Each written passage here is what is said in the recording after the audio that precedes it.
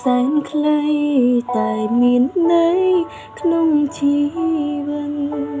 អ្វីដែលតែងតែកិនពងប្រាថ្នា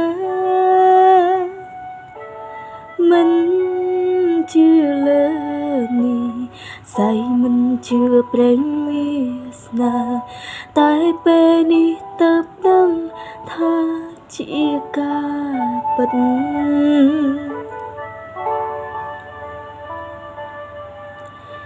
ឆាំងជីវិតមានន័យព្រោះតែថ្លៃម្នាក់អូនត្រូវចមជំពាំងក្តីស្នេហាដងចិត្តមិនរួញព្រមតែដួងកែវនេត្រាបងជារីជ្វន្ត្រាក្នុងសូបិន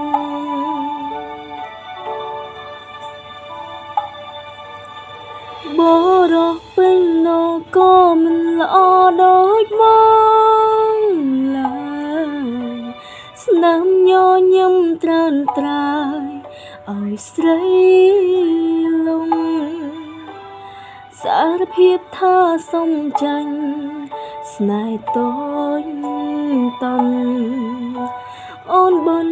ស្រន់ឲ្យឆាប់បានជួបមុខម្ដងទៀត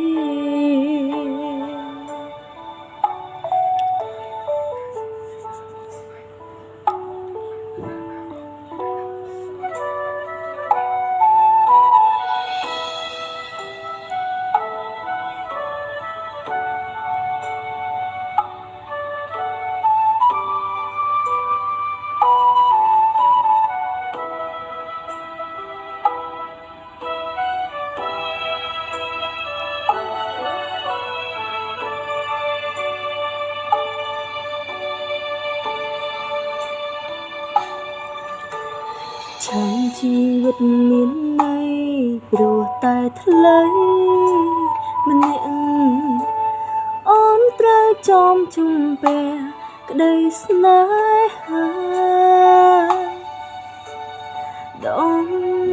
ចិត្តមិនរួម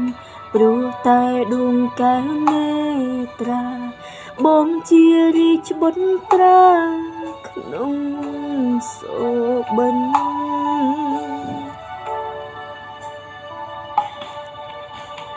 បរោះពេញណូក៏មិនល្អដូចមកឡើយស្នាមញញឹមត្រានត្រាយឲ្យស្រីលំសារភាពថាសុំចាញ់ស្នេហ៍តូចតន់អូនបនស្រន់ឲ្យឆាប់បានជួបមុខម្ដងទៀត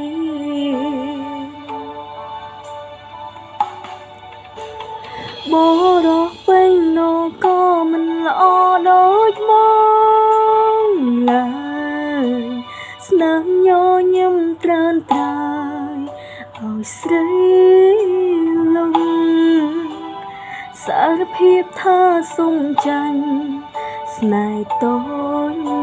តន់អូនបនស្រន់ឲ្យឆាប់បានជួបមុខ